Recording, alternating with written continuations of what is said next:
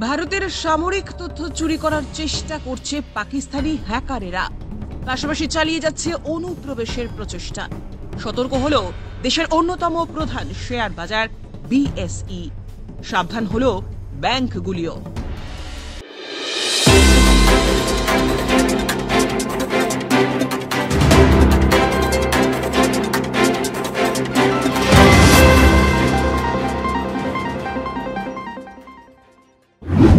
পেহেলগাঁওয়ে পর্যটক হত্যার পাল্টা জবাব দিচ্ছে ভারত। স্থল, জল, বায়ুসেনা কাজ করছে স্বাধীনভাবে। রোজ বাড়ছে হামলার তীব্রতা। মুখ থুবড়ে পড়ছে পাকিস্তান। ভারতীয় সেনাবাহিনী এই গোটা প্রক্রিয়াটির নাম দিয়েছে অপোনেন্টস উইথ ওভারওয়েলমিং রিটালিয়েশন, অর্থাৎ অপারেশন সিঁদুর। ভারত সাফল্যের সাথে গোটা প্রক্রিয়াটি সম্পন্ন করার পরেই দুদেশের মধ্যে উত্তেজনা বেড়েছে। এই পরিস্থিতিতে সতর্ক হলো দেশের অন্যতম প্রধান শেয়ার বাজার বিএসই। সাবধান হলো ব্যাংকগুলিও।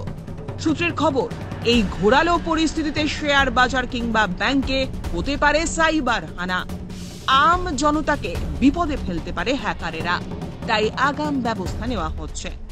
বিশেষজ্ঞদের মতে মূলধনী বাজার এবং ব্যাংক যে কোনো দেশের অত্যন্ত গুরুত্বপূর্ণ এবং স্পর্শকাতর জায়গা। আর্থিক ভিতগুলি নির্ভর করে তার উপরেই। তাই সেগুলিকে নিশানা করতে পারে হ্যাকারেরা। এর ফলে সরাসরি সাধারণ মানুষকে আঘাত করা সম্ভব হবে। সম্মুখ সমরে গুড়িয়ে গিয়েও পাকিস্তানের বেয়াদপি অব্যাহত। তাই বাড়তি সতর্ক সংশ্লিষ্ট কর্তৃপক্ষ। মূলধনী বাজার বিশেষজ্ঞ আশিস নন্দী জানাচ্ছেন, বর্তমানে অনলাইনে শেয়ার কেনা বেচা, টাকা মেটানো সহ লেনদেনের পুরো প্রক্রিয়াটি পরিচালিত হয়।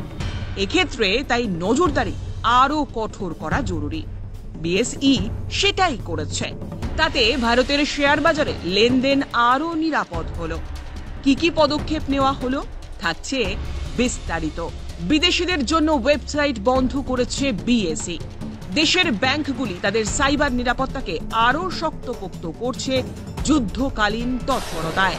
বিশেষত সীমান্তের নিকটবর্তী ব্যাংক শাখাগুলির সুরক্ষায় জোর দেওয়া হয়েছে। 24 ঘন্টায় নজরদারি চালাচ্ছে ইন্টারনেট। কর্মীদের নিরাপত্তার বিষয়টিও নজরে রাখা হচ্ছে। ব্যাংকে অ্যান্টি সাইবার মেকানিজম স্থাপন করার চেষ্টা করা হবে। সীমান্ত অঞ্চলের এটিএমগুলিতে বেশি করে টাকা রাখা হচ্ছে, যাতে সেখানকার গ্রাহকদের টাকার অভাব না হয়।